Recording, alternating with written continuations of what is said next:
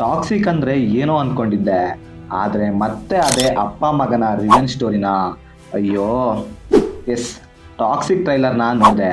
Trailer ನನಗೆ ಇಷ್ಟ ಆಯಿತು, ಆದರೆ ಟು ಬಿ ಹಾನೆಸ್ಟ್ ಆಗಿ ಹೇಳಬೇಕು ಅಂದರೆ ಏನೋ ಮಿಸ್ ಹೊಡಿತಿದೆ. ಬಟ್ ಹೋಪ್ಫುಲಿ ಸಿನಿಮಾದಲ್ಲಿ ಆ ರೀತಿ ಆಗದೆ ಇದ್ರೆ ಸಾಕು. ಇನ್ನು ಈ ಟ್ರೈಲರ್ 4 ಮಿನಿಟ್ 39 ಸೆಕೆಂಡ್ ಇದೆ. ಇದರಲ್ಲಿರೋ ಅಂಥ ಪ್ರತಿಯೊಂದು ಶಾರ್ಟ್ ಆಗಿ ಫ್ರೇಮ್ನ ಕ್ವಾಲಿಟಿ ಮಾತ್ರ ಅಲ್ಟಿಮೇಟ್ ಆಗಿದೆ. ಇದರಲ್ಲಿ ಯಾವುದೇ ಡೌಟ್ ಬೇಡ, ಇಡೀ ಇಂಡಿಯನ್ ಸಿನಿಮಾ ಅಲ್ಲ, ಹಾಲಿವುಡ್ ಸಿನಿಮಾಗಳಿಗೆ ಟಕ್ಕರ್ ಕೊಡ್ತವೆ. ಆ ಲೆವೆಲ್ಗಿದೆ ಶಾರ್ಟ್ಸ್ಗಳ ಫ್ರೇಮ್ ಮಾತ್ರ. ಸಿನಿಮಾ ಟೆಕ್ನಿಕಲಿ ಹಾಗೆ ಪ್ರೊಡಕ್ಷನ್ ವ್ಯಾಲ್ಯೂ ಅಲ್ಲಿ ತುಂಬಾನೇ ಸ್ಟ್ರಾಂಗ್ ಆಗಿದೆ. ಬಟ್ ಸಿನಿಮಾದ ಸ್ಟೋರಿನೇ ಎಲ್ಲೋ ಮಿಸ್ ಹೊಡಿಸಿದೆ. ಇನ್ನು ಈ ಟ್ರೈಲರ್ನ ಫಸ್ಟ್ ಫ್ರೇಮ್ನಲ್ಲಿ ಒಂದು ಮಗುನ ಹಾಗೆ ರಾಯನ ತೋರಿಸ್ತಾರೆ. ಆ್ಯಂಡ್ ಆ್ಯಕ್ಚುಯಲ್ ಸ್ಟೋರಿ ಇಲ್ಲೇ ಇರೋದು ನೋಡಿ. ಆ ಮಗುವಿನ ಅಪ್ಪ ರಾಯನೇ, ಬಟ್ ಆ ಮಗುವಿನ ತಾಯಿ ಯಾರಂದರೆ ಕಿಯಾರಾ ಅದ್ವಾನಿ. ಟ್ರೈಲರ್ನಲ್ಲಿ ಇರೋ ಈ ಶಾರ್ಟ್ನ ನೋಡಿದ್ರೆ ಅದಕ್ಕೆ ಕ್ಲಾರಿಟಿ ಸಿಗುತ್ತೆ.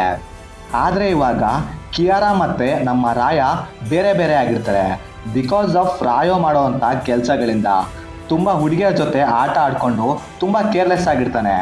ಅದಲ್ಲದೆ ಆ ಸಿಟಿಯಲ್ಲಿರುವಂಥ ದೊಡ್ಡ ದೊಡ್ಡ ಗ್ಯಾಂಗ್ಸ್ಟರ್ಗಳನ್ನು ಎದುರಾಕೊಂಡು ವೈರತ್ವನ ಬೆಳೆಸ್ಕೊಂಡಿರ್ತಾನೆ. ಸೊ ಆದ್ದರಿಂದ ಕಿಯಾರಾ ರಾಯನ ಜೊತೆ ಬಾಳೋಕ್ಕಾಗದೆ ಬಿಟ್ಟೋಗಿರ್ಬೋದು. ಸೊ ಆದ್ದರಿಂದ ರಾಯ ಈಗ ತುಂಬ ಅಂದರೆ ತುಂಬ ಕ್ರೂರಿಯಾಗಿರ್ತಾನೆ.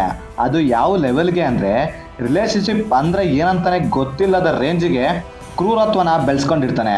ಮುಂದೆ ಒಂದು ಟೈಮ್ನಲ್ಲಿ ಆ ಟ್ರೈಲರ್ನಲ್ಲಿ ತೋರಿಸಿರೋ ಹಾಗೆ ಆ ಮಗು ತನ್ನ ಅಪ್ಪನ ಪ್ರೀತಿಯನ್ನು ಬಯಸ್ಕೊಂಡು ರಾಯನ ಹತ್ರ ಹೋಗ್ತಾನೆ. ಅದೇ ಗೊತ್ತಲ್ವಾ, ನಮ್ಮ ರಾಯ ತುಂಬಾ ಕ್ರೂರಿ. ತನ್ನ ಮಗು ಅಂತಲೂ ನೋಡದೆ ಸಾಯಿಸೋಕೆ ಹೊರಟಿರ್ತಾನೆ. ಬಟ್ ಸಾಯಿಸೋಕ್ಕಾಗೋದಿಲ್ಲ, ಆ ಮಗು ಎಸ್ಕೇಪ್ ಆಗಿಬಿಡುತ್ತೆ. ಸೊ ಮುಂದೆ ಆ ಮಗು ತನ್ನ ತಂದೆಯ ವಿರುದ್ಧ ದ್ವೇಷನ ಕಟ್ಕೊಂಡು ಬೆಳೆದು ದೊಡ್ಡವನಾದ ನಂತರ ತನ್ನದೇ ಒಂದು ಗ್ರೂಪ್ನ ಮಾಡಿಕೊಂಡು ರಾಯನ ವಿರುದ್ಧ ಹೇಗೆಲ್ಲ ಷಡ್ಯಂತ್ರ ಮಾಡ್ತಾನೆ. ಕೊನೆಗೆ ಅವರಿಬ್ಬರ ನಡುವಿನ ಕ್ಲಾಶ್ ಒಂದು ದೊಡ್ಡ ವಾರ್ ಆಗಿ ಕನ್ವರ್ಟ್ ಆಗುತ್ತೆ. ಸೊ ಇದನ್ನು ನೀವು ಸಿನಿಮಾದಲ್ಲಿ ನೋಡ್ತೀರಾ. ಬಟ್ ಇದು ನನ್ನ ಗೆಸ್ ಅಷ್ಟೇ. ಆ್ಯಕ್ಚುಯಲ್ ಸ್ಟೋರಿ ಸಿನಿಮಾದಲ್ಲಿ ಬೇರೆನೇ ಇರ್ಬೋದು, ಇಲ್ದೇನೆ ಇರ್ಬೋದು.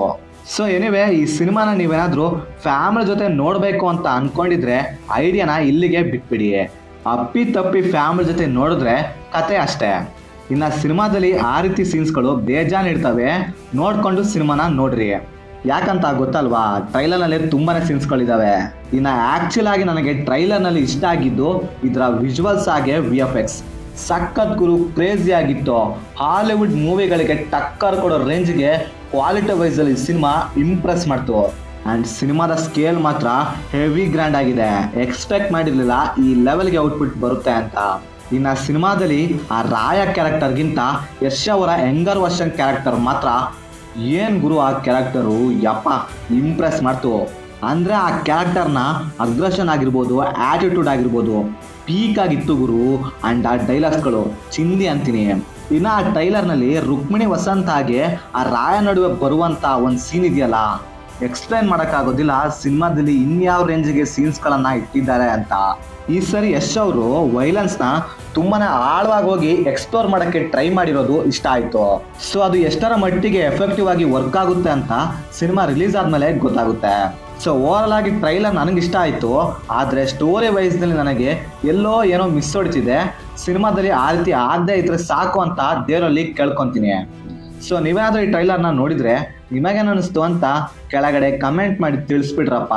ಸೊ ಎನಿವೆ, ಮತ್ತೆ ಬೇರೆ ವ್ಯೂ ಜೊತೆಗೆ ಆದಷ್ಟು ಬೇಗ ಸಿಗುವ.